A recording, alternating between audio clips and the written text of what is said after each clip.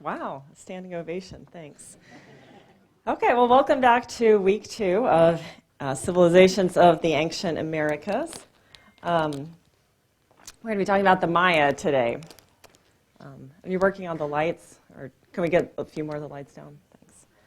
Okay, so we're going to talk about a lot of beautiful things. I'm sure you guys are a little bit familiar with some of the art and architecture of the ancient Maya, especially made famous by National Geographic and so on.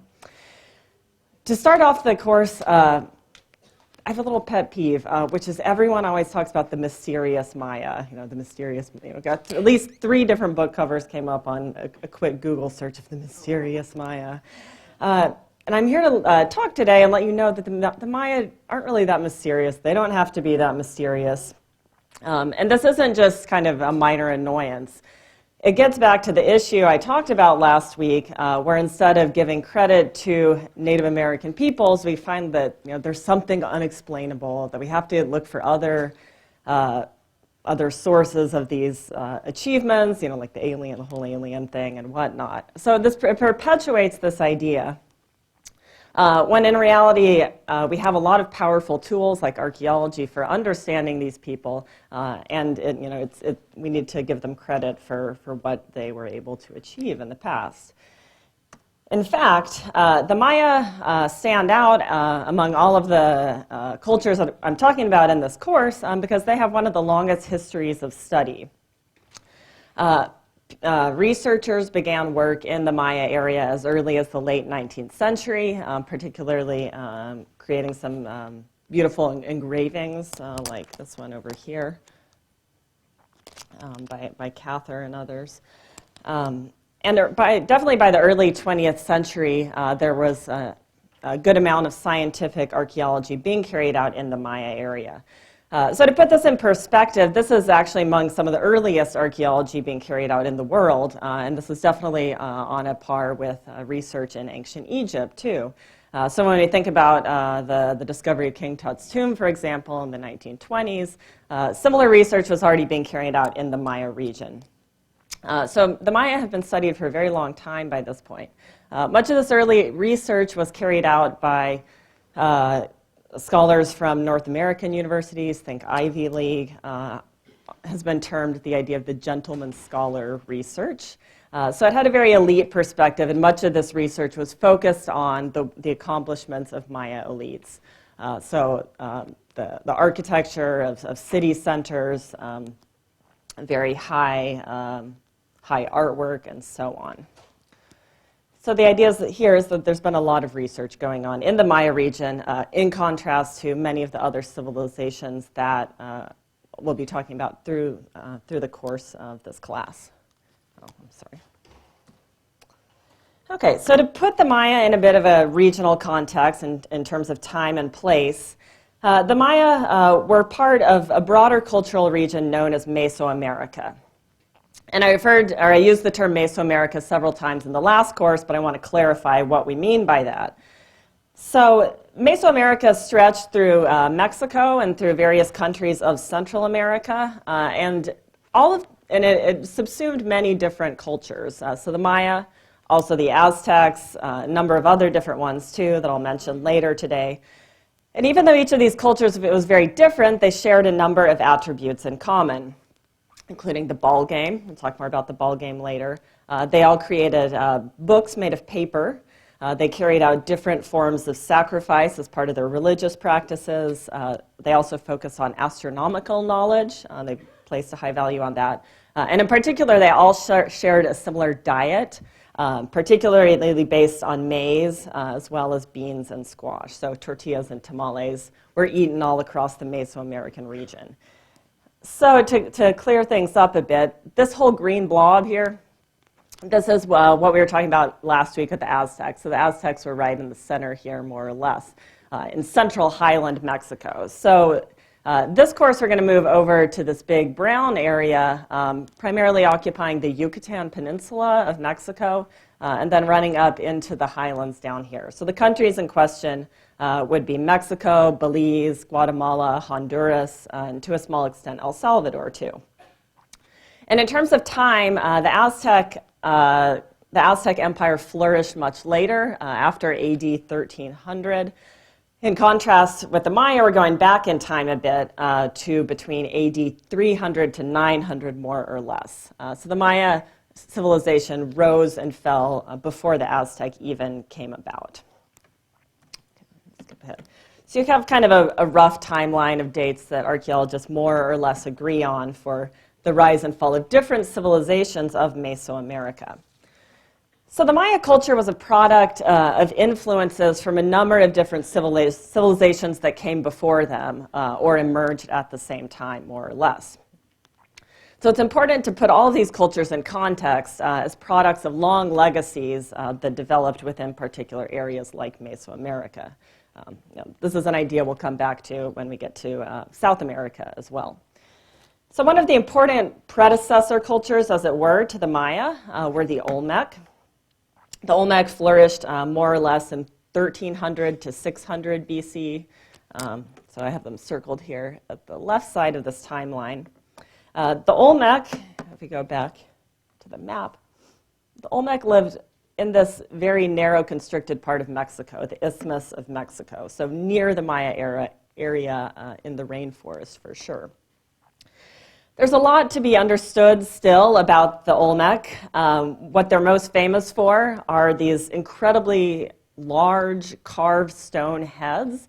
These were often carved out of volcanic rock like basalt and weighed up to 60 tons. So they're truly enormous. They're carved in a very naturalistic style, so they look definitely like individuals. And the current thinking is that these were portraits of rulers of the Olmec. The Olmec had important ritual centers, for instance, La Venta and Tabasco, and these had earthen pyramids. They had plazas, and they were surrounded by columns. So this is already an early tradition with monumental architecture. And they're, in addition to the large stone heads over there, they're also famous for these greenstone, jade sculptures. A central motif that often appears is what's called a were-jaguar, kind of like a werewolf, so a human-jaguar hybrid. So definitely supernatural elements were very salient in their art too. So those were the Olmec, very close to the Maya area. A second important group that contributed to the rise of Maya culture was called Teotihuacan. A little bit off the edge here. So if any of you have been to Mexico City, you may have visited Teotihuacan. It's an easy day trip from Mexico City. Teotihuacan was one of the most important urban centers of the ancient New World. It came to power in around the AD 100s and flourished through the 600s. The city was laid out in an enormous grid. It was extremely orderly and very well organized. Down the center of the city ran a large thoroughfare. You can see a little bit in this picture called the Avenue of the Dead. At one end was a very large pyramid called the Pyramid of the Moon. At the other end was the Pyramid of the Sun, which you can see here. Teotihuacan was responsible for developing this form of pyramid that we classically think of when we think of the Maya and other cultures of Mesoamerica, with the inclined plane and the flat part, this kind of stepped form here. So these were some of the first instances of this style called talud tablero, is the name for it in Spanish. This city was very large, so you can kind of think that it falls in the same urban tradition as Tenochtitlan, which we talked about last week, the capital of the Aztecs. Again, it had tens of thousands, perhaps 100,000 people. And again, it was one of the biggest cities in the world during this time period. So Teotihuacan developed a number of cultural institutions that the Maya incorporated later, and that might have been influential in their rise to power, notably religious imagery and religious beliefs. But they also intervened in other ways in the Maya world, notably in terms of Maya politics. And we're going to hear more about the role of Teotihuacan later on. So the main idea here is that there are a number of different predecessor cultures that contributed to the Maya. So the Maya and the Aztecs stand out, but as I mentioned at the beginning of last week, we could be discussing any number of these as well. They have all been studied a great deal. Okay. So I'm going to do a little segue before we get into the heart of the Maya and talk about a very important topic that really lays the groundwork for everything that we're discussing in this course, which is the question of how we know about the past. And this is an important question because the ways in which we know about these events and these practices of ancient peoples set the stage for the kinds of things, the kinds of stories that we can tell about them. So there are some things that it's just very difficult to ever get at. So we have to understand that when we talk about the Maya or the Aztec, the ways in which we learn about them influence these histories that we can tell. So it's going to sound different from the Inca, from ancient China, from ancient Rome, and so on. So one of the first ways that we can access the past here is through the recordings written by Europeans that came to the New World. So obviously this structured a lot of what we know about the Aztecs. I referred to a lot of these chroniclers in the class last week. So we have these for many different cultures, for the Aztec, for the Maya, for the Inca, for North America as well. These are obviously a very rich source of information because they're eyewitness accounts of literate peoples who were able to describe the things that they saw and that they encountered when they came to the New World. But they also have a lot of problems, and historians have to be extremely cautious in how they read and how they interpret these texts. For one thing, there's just the problem of translation. Linguistic, but also the idea that Europeans didn't necessarily understand the things they saw, or they made analogies with things they were familiar with that might not have been very spot on. A second problem is that they're often biased by the ideas of elites, who were the literate class in many of these ancient groups. So they very much influence or reflect the interests of the elites, the world experiences of the elites, and don't necessarily capture the experiences of people like commoners, like women, and so on. And then a third very important point is that many of these were extremely biased because they were written for very particular ends. So they were written to achieve a goal. They weren't just disinterested recordings of what went on. Many of our, for example, the things that we know about religious practices in New World cultures were written down by Spanish priests or other priests who were trying to create kind of a handbook to identify and to eliminate these practices, to understand when native peoples were worshiping other gods and then be able to get rid of those practices. So they're actually hostile to the things that they were recording. So we really have to take all of this with a very big grain of salt, and historians have developed many ways to do that. In a number of cases, we're also fortunate to have native texts written by indigenous peoples themselves. Mainly this refers to people of Mesoamerica, and especially to the Maya. So we're going to hear about texts throughout this course today. The Maya actually developed a writing system that was able to record spoken speech very precisely. It was based on syllables, whereas the system that we use today is based on, or written English is based on individual sounds rather than whole syllables. But it was just as flexible as, as our system of writing now. Other peoples of Mesoamerica, like the Aztecs, had a less developed system of writing.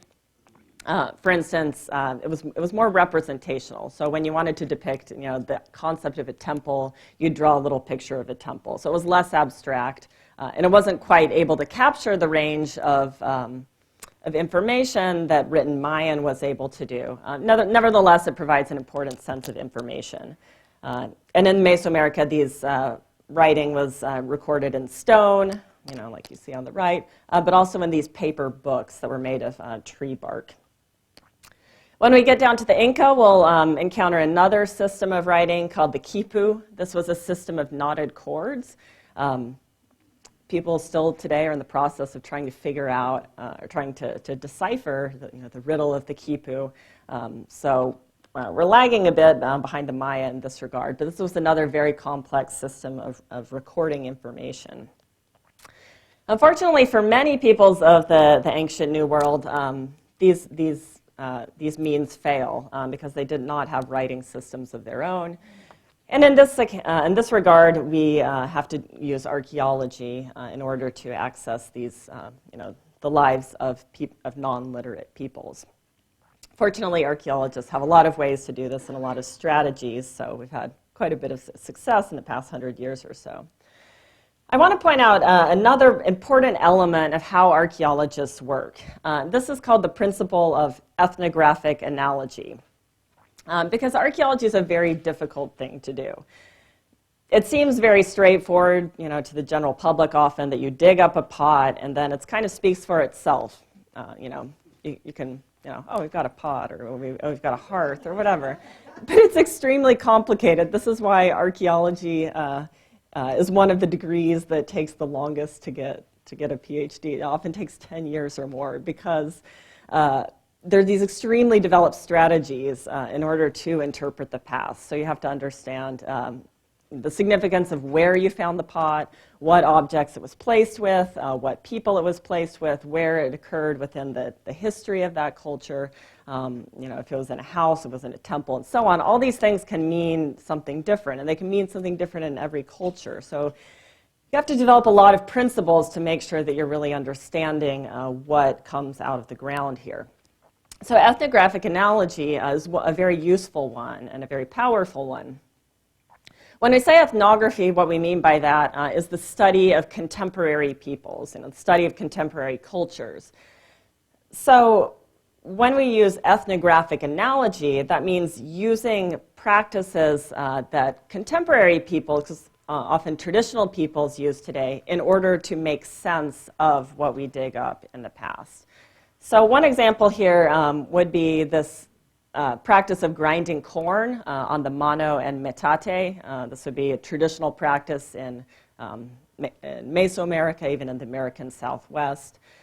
So imagine if you're the first archaeologist that dug up one of these things. You might not know what it is. You just see these two pieces. But then you can look to the women grinding corn today and see, oh, this is how they're using it, and then extrapolate from the present to the past to make sense of this object. And then we see this for other things too, like this traditional form of weaving in the Andes, which is still used today, or you can think of different beliefs and mythologies and celebrations, ritual practices, and so on.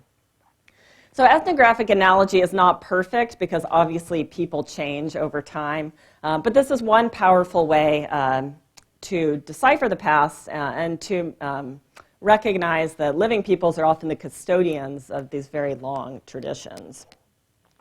Okay, so moving back to the Maya. I promise we're going to get to the big, beautiful, and exciting stuff as we move in, but I want to start with something very basic to Maya life and to the Maya culture, and this is the house, na in the Mayan languages. So the house was at the center of Maya order, of Maya understandings of the world. The basic pattern of Maya households was that they're organized around this patio group, this open space where family members would share activities right in here. So each patio group was occupied by related members of the household. The way this worked is that a couple would come into a new area, build their own house, and then as their children grew up and married and started their own families, then they would build next door, and then another set of offspring might build next door. And then the cycle would just continue this way. So you'd have this set of related family members. And often on one side of this patio group was a shrine where the family members would come together and worship household deities. They would also bury the bones of their ancestors, such as the couple that founded the household originally. And they would continue to use this small household shrine to venerate them. Maya archaeology is really outstanding in the ways that archaeologists have been able to understand household life, everyday life, lives of the commoners, and so on. Mayanists are really leaders in world archaeology in this regard. So we've been able to understand a lot about what Maya people did on an everyday basis and the structure of their lives in this regard. The house is also important, as we're going to see later, in that it set a model for elite culture, for the understandings of the royal family as well. So in the cities of the Maya, the palace complexes were laid out on the same pattern as these humble abodes of everyday commoners. They were arranged around a courtyard, and then we see that elites also participated in these rituals of venerating their own ancestors. In this case, their ancestors were often the kings of dynasties, or I'm sorry, the founding kings of dynasties. And they were buried not in humble shrines, but in enormous temples where their tombs were placed inside. So at the scale of the royal family, it's kind of like an ordinary household just scaled up. And this was very important because, because it set a pattern or kind of a way that was acceptable for ordinary Maya people to be part of this bigger political system. So when your king and his royal family lived in very much the same way, in the same kind of spatial layout, when they held the same values of the ancestors, of venerating their own line, this made sense to people. It was comprehensible, and it didn't differentiate the elites and set them apart as something entirely different. Instead, it was something that people shared in common throughout all ranks of society. So we'll come back to that a bit more, how this played out at the elites level. And here you see some images of Maya households. They ranged in terms of the architecture. The architecture often corresponded with classes. So the most humble houses would have been like this, just made up of sticks and covered with mud or plaster of that sort. As you moved up in terms of wealth and rank, they often had bases made of stone. And then eventually when you got to the top ranks of society, people's houses were made entirely of stone and often ornately developed. But it's notable that there weren't strong ranks of classes like we saw with the Aztecs. So with the Aztecs, there were very stratified kinds of positions that people held in society. The Maya were not quite like that. There were definitely class differences, but it was more gradual, ranging from the lowest to the highest. And as you saw, there was this sense of commonality of values between these ranks, too. Okay. We have one extraordinary source of knowledge about everyday life of the Maya, which is the site of El Siren, Joya de Siren. This is a site that is located in El Salvador, and it has been called the Pompeii of the Americas because it was also destroyed by a volcano and buried in ash. So you might be getting the sense that this happened a lot in the past, and this is a great source of information. This is actually extremely rare in world history. I don't know offhand how many examples there were, but probably less than 5 in the entire world. Where this kind of thing happened and where we have this extraordinary level of preservation. Now what's notable about this is that many of the ordinary villages, not being as durable and large and developed as Maya cities, didn't preserve as well. So this really provides a wonderful window onto the lives of everyday Maya people. And the level of detail is such that we can even pinpoint when the city was, or I'm sorry, when the village, the small village, was actually destroyed. Because you see pots sitting next to hearths half full of food as people were eating their evening meal.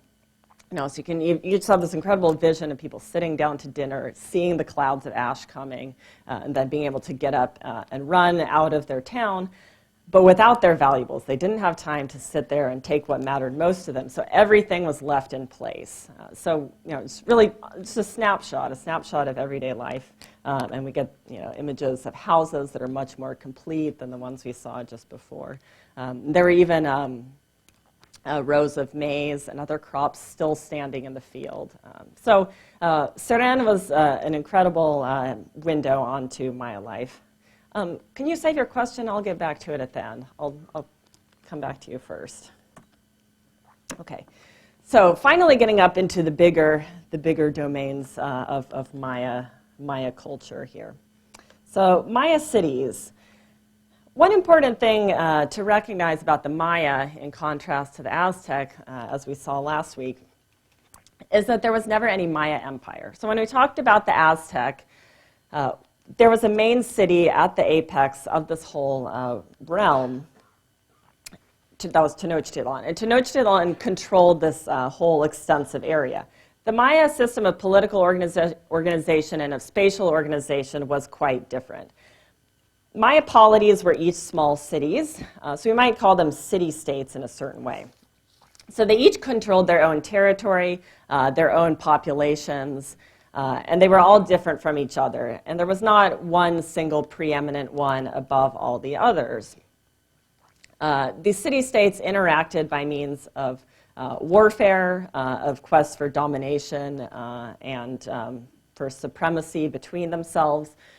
They also were allied in some cases, royal alliances between different family members of different city-states were very important. So a better model to think about the Maya might be the city-states of medieval or Renaissance Italy.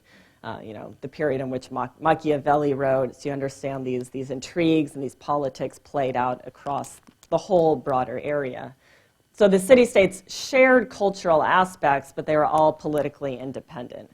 So this is a great contrast from the centralization, the kind of top-down system that the Aztecs had.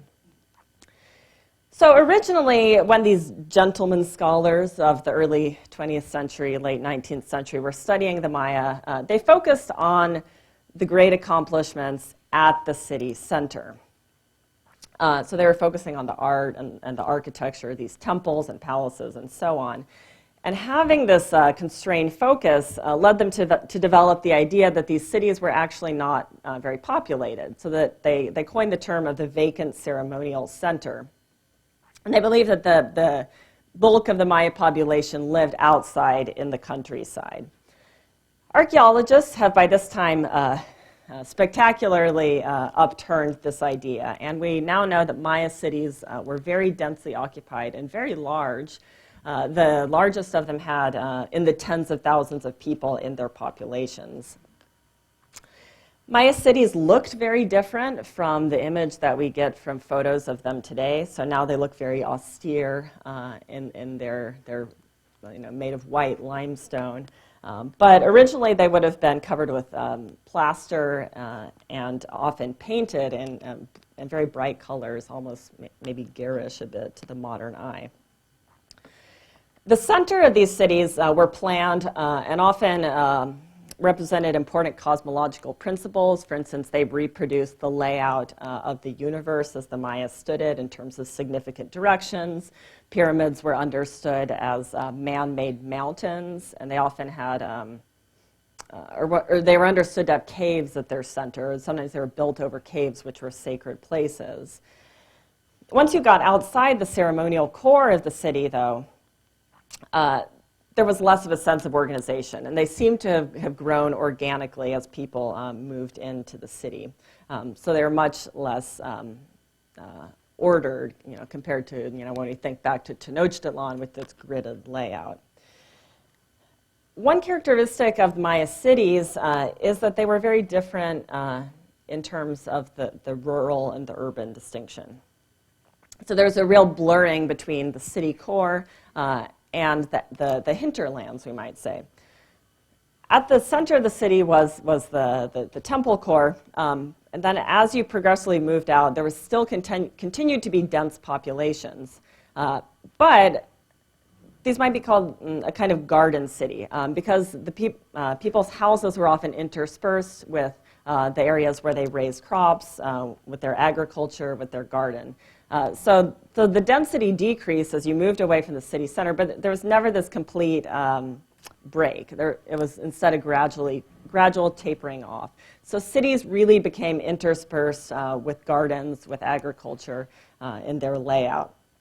And as you moved from one city center to the other, you got this tapering off, and then a gradual increase again as you moved on to the next city center. So there really weren't empty areas in the landscape. It was all being exploited by Maya people to sustain themselves. Okay. Yeah. Okay. So I'll run through some of these cities because many of them are well known. Many of them have been developed and presented for tourism. So I would suspect that some of you in the audience have been to some of these places. Palenque is very well known for its unusual architecture. This kind of tower here is fairly unique within Maya cities. It was a smaller city. It was not one of the most important at the time, but it is especially well known for a tomb that was found there of the ruler, of Lord Pacal, who reigned in the 7th century. Lord Pacal has one of the longest reigns of any recorded ruler in world history, almost 70 years. He came to the throne at age 12. And we have this information due to the texts written down by the Maya, these stone inscriptions about their ruler, the reigns of their rulers. So Lord Pacal was buried in a tomb that was deep inside the complex that you see up here. He was buried with this beautiful jade death mask that covered his face, and he was buried in a tomb covered in very elaborate iconographic representations. So a brief search on the internet may show up this image and say that Lord Pacal is ascending in an alien spaceship up to the skies. See, you're going to hear about the aliens a lot. I hate that. But actually, we have a fairly good sense of what we're seeing here. This sort of cross shape at the center is the world tree at the center of the Maya universe. And then these U-shaped images are the jaws of the underworld serpent, bringing Lord Pacal down to the underworld. And he's in this odd position that might be suggestive of rebirth. He's also represented as the young maize god, reflecting, again, the importance of maize to the Maya in their lives and in their diet. Okay, Tikal was a much larger city and more important in the Maya political landscape. Tikal is located in Guatemala. Palenque was from Mexico, I should have said. Tikal was one of the major players in Maya history. It's a very important city. It's a very recognizable city. The pyramids are extremely steep, and they have this distinctive feature on top called a roof comb. Let me go back here. Okay, so over here we see this form of arch that's very distinctive of Maya architecture. It's called a false arch because it doesn't have that round portion at the top. So it's not, the Maya did not actually develop a real arch, but they used this false arch in a very distinctive way. It's very representative of Maya architecture. And then when you get to places like Tikal, it was actually further accentuated with this particular roof comb feature to give it its own unique look. If any of you are familiar with Star Wars, you may recognize this site from the end of Return of the Jedi when they're on the planet with the Ewoks flying over. Yeah. So Tikal, early in its history, it encountered a series of unfortunate events. If you remember Teotihuacan, the place with the Avenue of the Dead and the Pyramid of the Sun in central Mexico. So Teotihuacan was meddling in these early Mayan polities as they coalesced. Teotihuacan actually conquered Tikal and placed a Teotihuacano on the throne at an early point in its history. Later on, Tikal flourished, became very important, but also became embroiled in politics, in conflicts with other city-states, and was burned at one point. Okay, so its big rival was this site, Calakmul, which is located in Mexico. Both Tikal and Calakmul had very large populations, around 50,000, something in the tens of thousands, more or less. So the struggle between Tikal and Calakmul increasingly became very heated and began to dominate the Maya world towards the end of the Maya, the period in which the Maya flourished. So we're going to come back to this issue of the conflict between city-states. Calakmul is still covered. Much of the site is still covered in dense forests, and a lot of archaeology remains to be done here. So we see a range of extents to which different city-states have been excavated. But fortunately, we have a great sense of these very small, these very detailed histories due to the power of the written text that we have of the Maya. One element that it was at the heart of many of these cities was the ball court, and I suspect that some of you are familiar with the Maya Ballgame. This was not actually restricted just to the Maya. As I mentioned at the beginning of the class, peoples across Mesoamerica played the ball game. It may even have extended into the Caribbean too. So this was a very widespread cultural institution. The idea of the ball game, the way it was played, is that there were two teams of players, and they would try to move this rubber ball between different sides of the court, with the caveat that you couldn't use your hands. So you might think of it as a cross between soccer and like hacky sack, but with a very, very big, heavy hacky sack. So this rubber ball here, made from the sap of the rubber tree, was very heavy, something on the order of 10 pounds or so. So if you're hitting it with your elbow, it gets to be a very dangerous thing. This is not like a kickball here. So players were very heavily padded. They had special protective gear, often quite elaborate protective gear. And towards the end of the Maya reign, as things began to change, they developed an additional part of the game, which is where you're supposed to get the ball through a hoop on the wall, probably located about 15 feet above the ground or so. This was not originally part of the ball game. So the ball game had very strong ritual elements to it. The movement of the ball across the court was understood as the passage of the sun across the sky. There's also the common perception that ball players were sacrificed, either the winning or the losing team. We know that sacrifice played some element in the playing of the ball game, but it's not exactly clear how often this happened, when it happened, who exactly was killed. So there's some element of truth, but yet to be clarified. But the ball game was not just about ritual and cosmological understandings. It was also a very exciting event and a very lively thing. Betting was involved in a big way. So people came here to be entertained in a way. And it's important to recognize, I think, that a lot of archaeology loses this element of fun, of people just being, enjoying their everyday lives just like we do now. So this is one instance where we see that. It wouldn't be a totally off analogy to compare it to the way we enjoy sports in modern society too. And a cool point here is that this is not the only time in this class that we're going to see the importance of sports as a cultural phenomenon. We'll come back to that later on. I'll leave that the name of that civilization as a surprise to get to later. Okay, so Maya cities were built mainly on maize. The agricultural plots that surrounded the cities that everyone had next to their own household mainly were growing maize in a big way. Maize was one of the most important accomplishments of ancient Mesoamerican people. So we might think the most impressive part of Maya civilization was the architecture, the cities, the temples. Maize was actually in terms of impact on world history, it definitely surpasses that, and it rivals any crop in the world. The domestication of maize is still poorly understood. Scientists, botanists, archaeologists all have been trying for a long time to figure out where it came from and how, without complete success. So the most common idea at the moment is that here's a modern maize cob. This little scrawny green thing on the left is called teocinta. This is a wild plant that's found in Mexico today.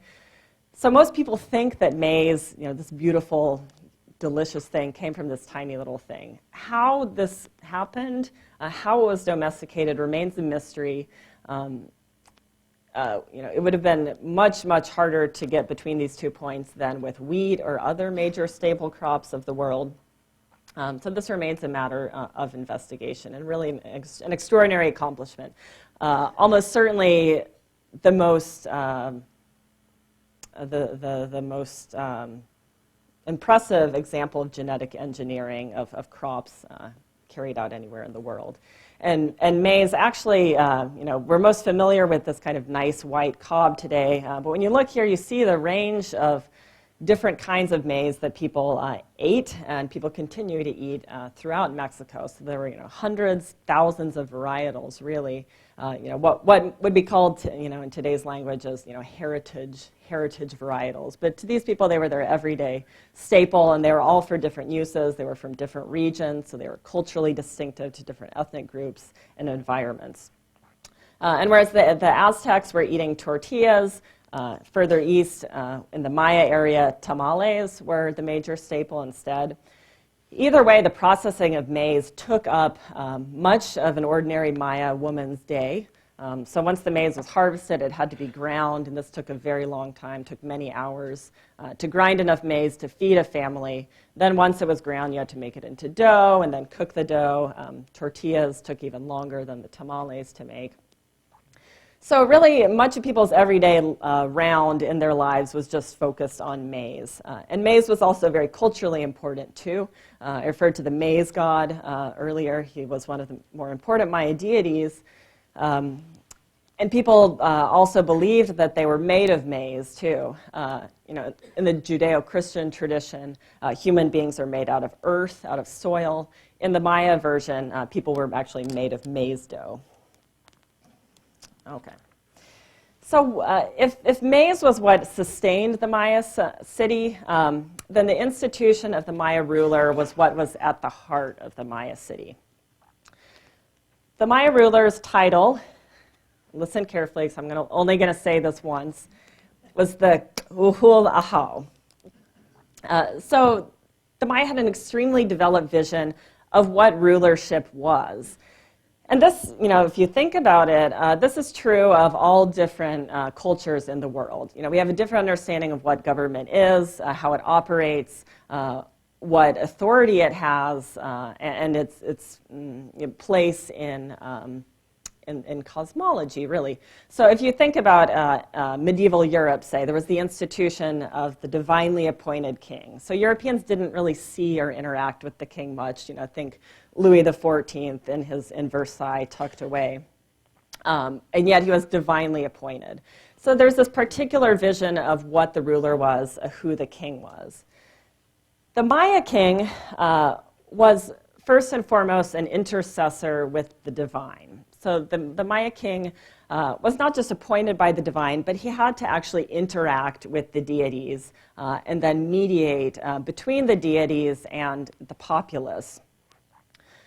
Traditionally, this kind of role is thought to have shamanic qualities. So the idea of the shaman was very much at work here. In traditional societies, shamans often go into altered states of consciousness, trances. They're able to access the spirit world and bring back that knowledge to heal or to help the people that they're serving. Shamans are a part of Maya tradition today, and it's thought that before the rise of high Maya culture, that shamans were also one of the most common forms of ritual, common elements of spiritual beliefs.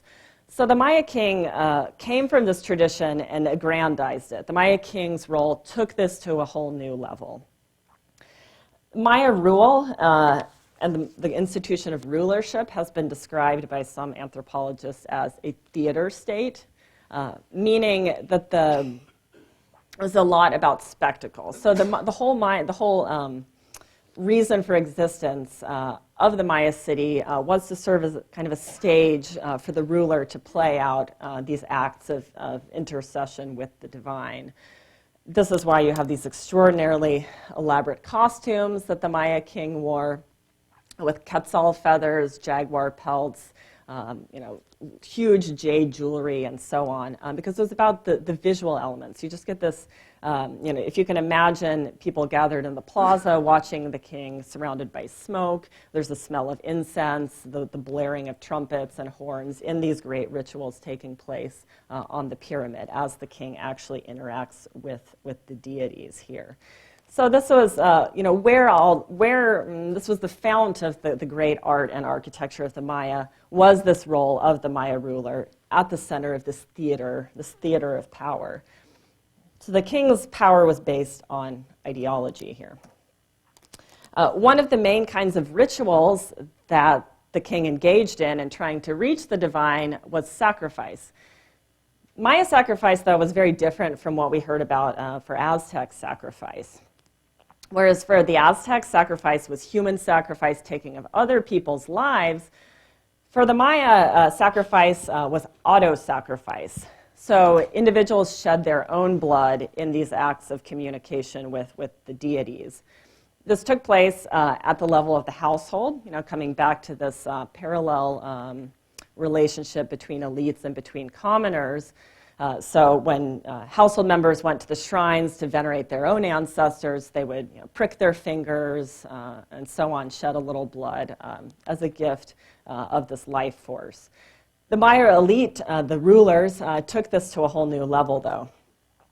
So all kinds of body parts that poke out were game to being pricked and shedding blood. I think you can see where this is going. There were, ears, lips, fingers, men too, other areas. In this stela, you can see one example of a Maya queen, a queen of Yaxchilan. She has not only pierced her tongue, but she's drawing a rope through the hole to increase the flow of blood coming out. What happens then is the blood falls down on this bundled up paper, and then the paper would be burned, and as the smoke arose, it would reach the heavens. So coming back to this idea of the theater state, there's really this incredible visual and experiential element to these processes. Oh, I should point, if you can see, there are little spines, too, on this cord, too. So really a very visceral experience. Then once she's been shedding blood, she's in great pain and experiencing blood loss, then she's able to achieve this trance and have a vision of a warrior coming out of a serpent here, coming out of the jaws of the serpent. So this gives you kind of a sense of what went on in these rituals. And the takeaway point of the Maya institution of Maya rule is that it was based on ideology and on beliefs. It was not based over control of the economy. The Maya king was not bureaucratic. He was not collecting grain or managing agriculture. Instead, people were doing that on their own. So what the rulers did control were the kinds of goods, the fine goods that they relied on to continue these spectacles, so fine ceramics, fine pieces of obsidian and other stone that were carved into very intricate shapes and things of that nature, the birds of tropical feathers and so on. Oh, one other thing I should point out is, the significance that this is a woman here, too. Maya women often enjoyed a very high prestige in their society. The queen was important to the reckoning of descent in royal lineages. So descent came not just through the king, but also through the queen as well. And we even have inscriptions that note the rule of Maya queens. So they themselves were rulers in their own right in some instances. Okay.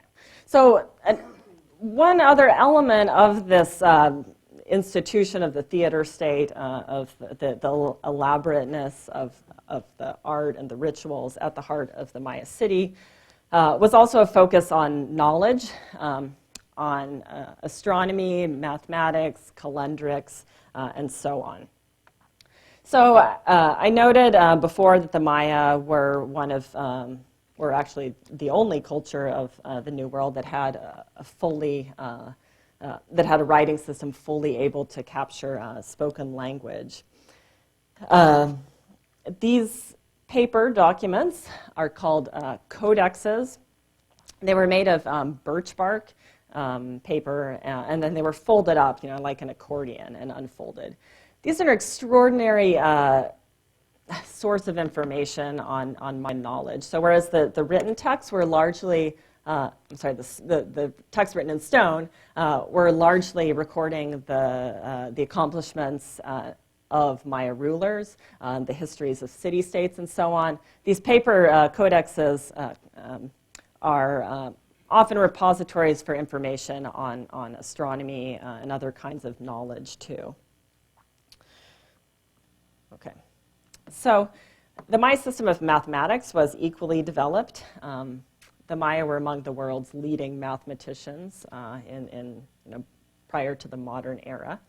One of the greatest accomplishments of the Maya was zero, was nothing. The Maya were the first group in the entire world to develop the concept of zero, which is central to modern mathematics. Europeans, by contrast, never invented the zero. They took it from the Indian subcontinent, where it was developed later on. For those of you who are mathematically inclined, this graphic gives you some sense of how the Maya number system was written out. So each of these dots represents one digit, and then the bar represents 5, so it adds up in a fairly straightforward way. A lot easier for calculating than the Roman counting system, with the X's, I's, and V's. The Maya employed a base 20 counting system. Ours, of course, is base 10. So, it's logical to think about. Humans have 10 fingers. The Maya just counted the toes, too, in addition to the fingers. With this mathematical knowledge, they were able to track in great detail the passage of the moon and the sun, of the stars and the constellations. Venus was a very important celestial figure for the Maya. So they had a special calendar that tracked the cycles of Venus. And calendars in general were, it's hard to stress their importance to Maya thought, Maya knowledge. They were extremely complex, and we could undoubtedly hold a whole Osher class just on the Maya calendar if you were into that. So I'll very briefly try to capture some of the main concepts that they had. So notably, they had different kinds of calendars, and the Maya understood the calendar not just as a tracking of time, but they understood its significance, and it was invested with meaning. So each date, each cycle of time had a different significance. Each number had a name. It was associated with a different deity. Each day had a different deity, too. And there were auspicious days and less auspicious days to do things. So it's more a system like when we think of the horoscope, in our own society, astrology, or the Chinese calendar, something like that. It was very heavily invested with meaning. So in a way, you could understand, I'm going to try to put up an analogy here to make this a bit comprehensible. So our system, too, is cyclical in a way. So you've got January, February, March, up to December, and then it starts again with January. So you could see that as a cycle. Within each month, you start with 1, 2, 3, 4, up to 31, and then you start with 1 again. So our calendar, too, has this interlocking of different cycles as they go around. So the Maya had this too, except that they had a lot more cycles that were interlocking. So they had a solar calendar, which was 365 days. This was the Hob calendar here. So this would be parallel to our own yearly calendar. It was a little less random. It was 18 months that were 20 days each, and then at the end of the month was a 5-day period, which was very unlucky, and you weren't supposed to do anything important at that time. So that's the solar calendar. They also had a ritual calendar, which was 260 days, again, made of regular 20-month days. So these were used for divination, and the ways in which these two overlapped led to the calendar round. And the calendar round only repeated every 52 years. So, once you get the same, each of these rolled around, and when the same pairings of days in each calendar lined up again, that would happen only once every 52 years. So this whole period of 52 was also very significant, and at the end of this time period, there were important celebrations and rituals that took place. In addition to these cyclical calendars, there was also a linear calendar, like the Julian calendar for us, AD 1, 2, 3, 4, 5, that just goes in a sequence. And the Maya had figured out a day in which the world began, which was August 13th, 3114 BC. We're not really sure of the significance of that date in particular, but that was the beginning of the long count. And the long count enabled the Maya to write out the kind of history in their stone inscriptions that is amenable to Western narratives of history. You know, so this king reigned, then this king, and this king, and this king, and this king. Whereas if time were solely cyclical, you know, it'd be hard to know if he reigned in this cycle or in the, you know, the similar time in the previous cycle. So it was very complex, and no discussion of Maya calendrics would be complete without getting back to 2012. Not quite as urgent now as this would have been 2 years ago or 3 years ago to discuss. But I want to explain what this was, because it was, you know, the last time that the Maya were really in the public consciousness in a strange way. So what 2012 was, it was the end. It was one of these periods that signified the completion of 2 interlocking cycles. In this case, it was the end of the 13th Baktun of Maya history. There have been 13 Baktuns, each lasting 395 years. So it was the end of one of these cycles. It would have been a very important time for the Maya, given the significance placed on these cycles and on their ending of the cycles. But once again, it was the 13th out of many. It didn't have any particular significance, actually, compared to the others. And what it definitely was not was the end of the world. Maya texts referred to dates long past 2012. And really the whole reason that it came about was there was one particular text that was found at one site in Mexico that references something vaguely catastrophic happening at this time period. But this was not, you know, a commonly held belief across the Maya world. So, sorry, check back in later for the next prediction of doomsday. The Maya culture itself did collapse, and this is an interesting case study to compare with what we know of the Aztec collapse and how that civilization ended, because it was quite different. Maya collapse is one of the favorite subjects of those who call the Maya the mysterious Maya. How did they collapse? How could this wonderful, incredible civilization have fallen apart when it was flourishing in such an incredible way? So, you know, back again to the mysterious thing. There's a lot to understand about the Maya collapse, and our knowledge of it is very partial still at this point. But, you know, as a thought experiment, think about ancient Rome. And imagine that we had the kind of textual records that we do of the Maya. You know, so for ancient Rome, we have huge volumes of written material, so we know a lot about you know, what was going on at the time. But if we only had archaeology to rely on and these very partial texts that were, you know, written about kings, it would be a lot harder to get into all the very complex interlocking factors that led to Rome's collapse. So really, this is in part a product of how we know about the Maya. Our confusion here can be resolved, and we just, you know, need to do more research still. So, have any of you seen Apocalypto, Mel Gibson's movie? Yeah, I don't really, you know, it was fun. It was a little over the top. You know, so he has this particular vision of the doom of the Maya. You know, he has this very apocalyptic vision of moral decay. You know, and everyday people are being oppressed by, you know, the Maya overlords. These slaves are being passed through the limestone quarry. You know, so that's very well and good. He has his own view on that. But, you know, archaeologists have a bit to say too. So the first question is, what collapsed exactly? You know, so when we say collapse, what collapsed? Because Maya people are still here today. The Spanish encountered the Maya when they came. So if they were going, you know, if they're still continuing, then what was missing? What disappeared? So what collapsed was the system of the theater state, I'll say it again, the Kuhulahau, the ruler. That all disappeared with the Maya collapse and everything with it. So the idea of the ritual economy of these fine goods being circulated between city-states, the politics and conflicts between these major superpowers, the funerary cults, the stelas and the temples that celebrated the ruler himself. Those were all what disappeared. So factors that seem to have led to this collapse particularly include this increasing levels of conflicts between city-states.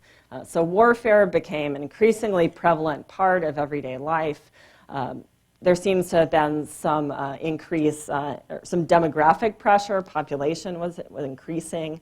It seems to be the case, leading to stress on agriculture and whatnot. And the Maya ruler, given that his authority was resting on ideology, not on control of these external infrastructural factors, meant that he had a limited ability to address these problems. So the system was falling apart at the seams, and there really wasn't any top-down solution to keep it all together.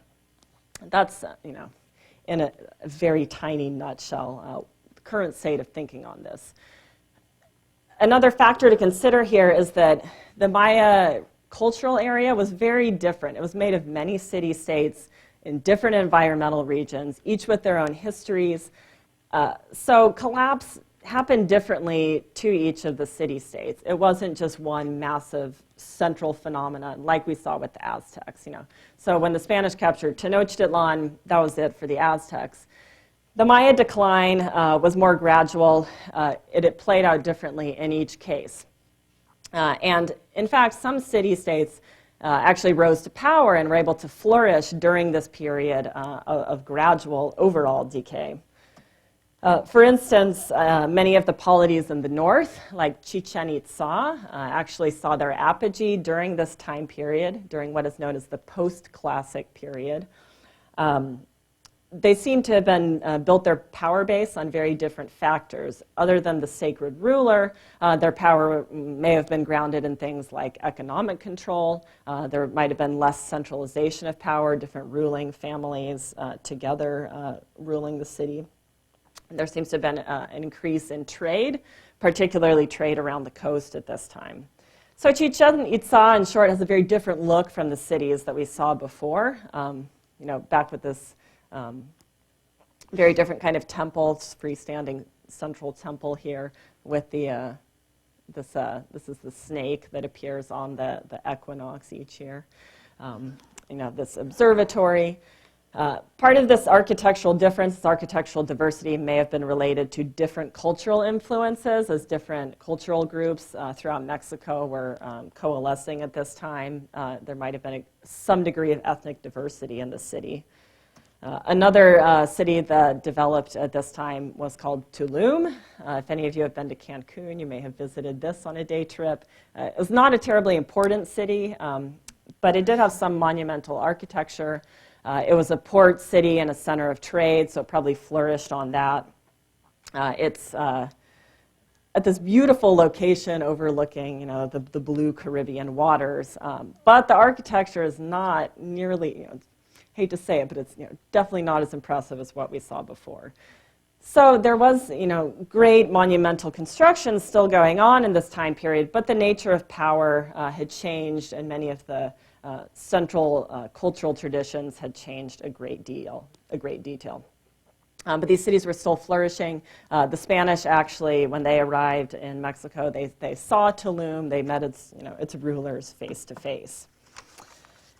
Okay, so we often talk about the collapse of the New World societies, and in general, it's represented as an unmitigated disaster, for Native peoples. The Maya have, we can tell the story of their collapse, and certainly they became subjugated by the Spanish later on, 500 years after their own collapse, with these cities that were still around, came to be conquered by the Spanish. But in a way, this wasn't really a conquest in the same way that we would think of for the Aztecs, for the Incas, and for many other people. We can think of the Maya as, in a way, still being unconquered from a particular perspective. Because they were not a flourishing a huge flourishing civilization at the time, there wasn't as much to collapse. And the Spanish had a difficult time in penetrating this rainforested area too. So some of the Maya fled, and there were actually groups of Maya, like the Lacandon Maya in far southern Mexico, just kind of fled into the jungle, and well into the 20th century maintained a traditional style of life. This whole area also has as a tradition of resistance to the colonial powers that are still embodied in the central Mexican state. So if we think of the country of Mexico as being a legacy of the Spanish, there's always been this resistance to central Mexico. So during Mexican independence, for example, the Maya area tried to gain its own, let me backtrack. During independence from Spain, the Maya area tried to gain its own independence separate from central Mexico, leading to a conflict that lasted some 80 years, well into the beginning of the 20th century. There were these kind of outposts of government, a semi-autonomous region here. And then one other expression of this would be the Zapatista movement that's based in Chiapas in far southern Mexico, which is still around today. It sort of came to international visibility in 1994 when it engaged in armed conflict with the Mexican military. But it's still around today, and it's still trying to present this alternate semi-autonomous state within the bigger context of Mexican society. And the Zapatistas are mainly made up of Maya people and other indigenous people too. So in a way, there's still this legacy, not entirely conquered, still this kind of Maya presence in the area. Okay. So in conclusion, Maya archaeology has been a leader in many areas of world archaeology. So Mayanists have focused on many things and brought it to the attention of archaeologists working in other parts of the world. For instance, in our knowledge of households and everyday life, and in the decoding of epigraphy and texts, and also in thoroughness. By this point, we have a really good understanding of all the regional differences within the Maya landscape. So we've got the idea here is that even though we have such a great database and it's growing all the time, and the Maya are less mysterious than ever at this point, there still remains so much to be known, and it's just a testament to how much archaeology has yet to go. So we've learned so much, but there's still many, many questions to remain resolved that we can address, and we will be addressing as time unfolds. Okay, so at this point, I'm going to leave it open for questions. And the gentleman that had the one in the middle of the class, you're first in line. What I meant to ask you before was that when you said the Pompeii of Mm-hmm. I don't think you mentioned where it was. That's what I meant to ask. But here's another thing. Almost 2,000 years ago, these people already had stone buildings. So that means they weren't moving around. They were already established in the city. Mm-hmm. That's a very, very important thing to say because these people were not roaming. Later on, 600 years later, they had the pyramids, which were just a very established civilization. Mm-hmm. Yeah, that place is in El Salvador, and it was, I didn't mention, it's kind of on the fringes of the Maya world. Yeah, and you're definitely right. There was, like I said, the Maya were coming out of a long tradition of civilization and stone architecture, so they were in the middle of that. Okay, ma'am at the corner.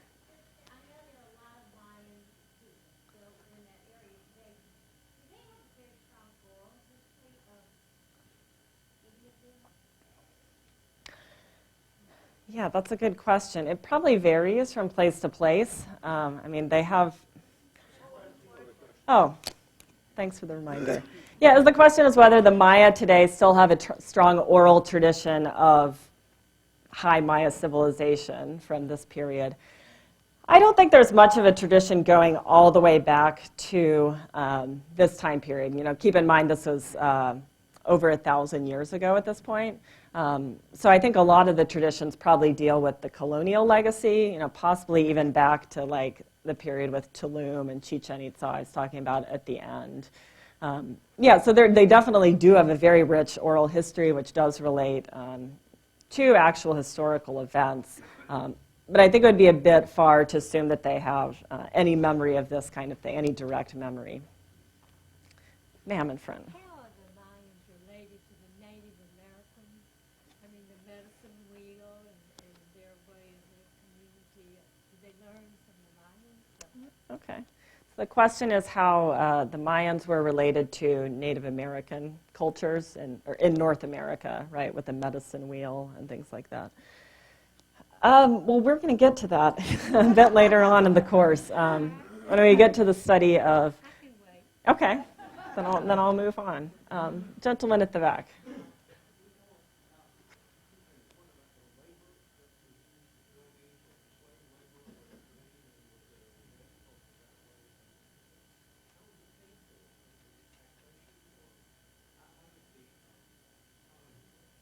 Yeah, that's a good question. So let me repeat the question. The question is how the economy worked, how the pyramids got built, where the labor came from, if it was slaves. Yeah. It was not slave labor. It was most likely Mayan farmers, during a lull in the agricultural season, helping to build these pyramids. The question of why everyday people, why commoners would, in bulk, contribute their labors to things that ostensibly don't really seem to benefit them is one of the resounding questions of archaeology throughout the world, because this happened time and again. So when we talk about, I was trying to emphasize the connection that people saw between their own household and the elites at the top. That's one answer that people have come up with, is that they saw rulers as themselves, just, one rung up the ladder. So, it was comprehensible to be part of this bigger system. And also there was the idea that, the ruler was working with the divine on behalf of the people. So, you would ostensibly get some benefit from being part of this system. So the Maya did have slaves, but not on the kind of scale that would have allowed the creation of the pyramids. Ma'am, right there.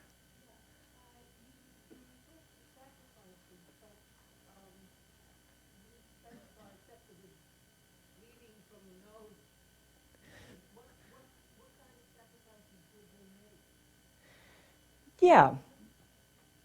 Well, it was on a small scale.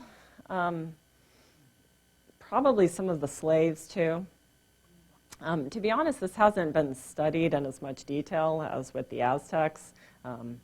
Because it was more small scale, it hasn't been a major emphasis of research. Yeah.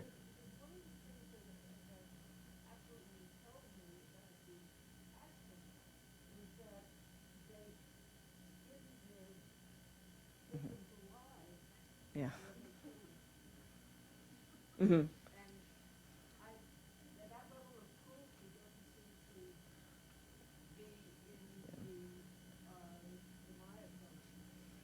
Right. Yes, you're right about that. There was definitely not, human sacrifice was not elaborated. It was not as ideologically central as with the Aztecs. It didn't have all these extremely specific and unique forms that we saw with the Aztecs. Yeah. Okay. How about you, sir? The Aztecs and Inca seem to grow very quickly into big city-states and monumental things. And the Maya seem to be so much longer in development, which I guess gave them time to develop written things that other civilizations didn't seem to do so well. Okay, so the question would be whether the long development of the Maya gave them more time to develop written texts in a part? Yeah, well, so part of, as we go through comparing these different civilizations, I hope to address that question in a bit of more detail, why some civilizations rose more quickly and collapsed more quickly. In the case of the Maya, the writing system was already being developed probably with the Olmec and probably before the Maya, so it was one of a mix of many different factors. You're correct in saying that the Maya were much more long-lived than the Aztec or the Inca, and that may also have been in part related to the political structure, it being decentralized with all these different city-states. So instead of just, there wasn't just one to rise and fall, but a lot of different ones would rise and fall, making the whole compound culture that much longer. Does that address the question a bit? Okay. Yeah. Okay, I'm going to move over here. Gentleman back there. A stone dome. Yes. Yeah, I can go back to that. Yeah, this one? Well, I'm not exactly sure what the interior of this building is made up of. It would not have been a dome because they didn't have the arch like the Romans. It was probably a variant of that false arch. This building has been described as an observatory, an astronomical observatory, given its round shape, and it was fairly unusual. I'm not sure if there are many examples of this. Yeah, but it would not have been an actual true dome. Okay, ma'am, here. What is the origin of Guatemala City? In other words, how old is Guatemala? I'm going to be honest with you, I don't know about the origin of Guatemala City. I mean, a lot of Latin American cities were founded by the Spanish, obviously, and to my knowledge, there was not a Maya city that predated it, if that's your question. Let me refer you to an expert, the expert of Wikipedia in that regard. I actually don't know. Yes, the gentleman back in the corner.